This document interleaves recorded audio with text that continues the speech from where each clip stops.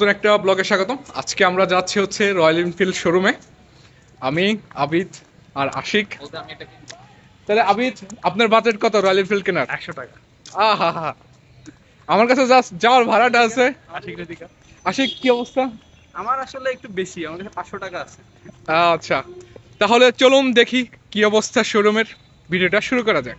ওয়াজ বাংলাদেশ মাঠ, এখানে cricket practice চলতেছে। সামনে ভার্সিটির ক্রিকেট টুর্নামেন্ট হবে। আর এটা সামনে মেন গেট, এপাশে সুন্দর বাগান, আর ওপাশে প্রশাসনিক ভবন। মেন গেট থেকে আমাদের যাত্রা শুরু করলাম।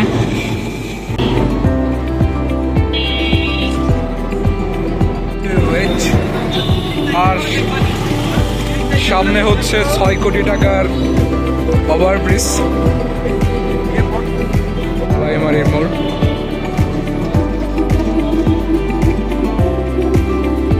সেই সুন্দরতম রাস্তা।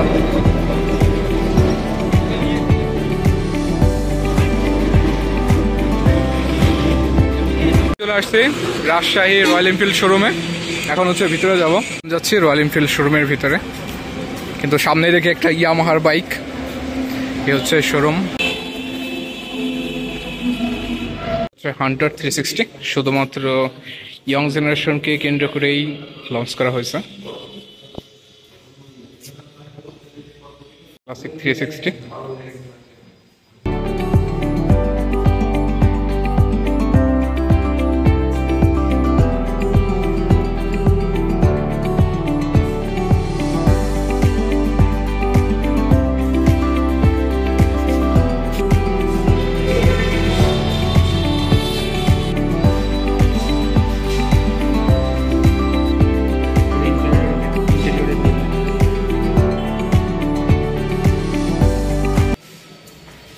বিভিন্ন ধরনের অ্যাচিভমেন্ট, কত সালে তৈরি হয়েছে, ফার্স্ট কি ছিল।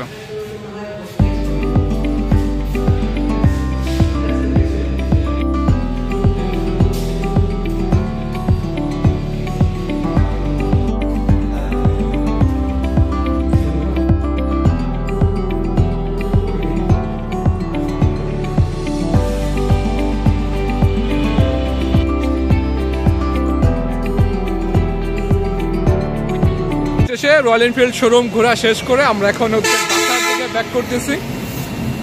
অনুভূতি কেমন আবিদ? পকেটে টাকা না থাকায় হেঁটে হেঁটে বসাই যাইতে হচ্ছে। আফসোস।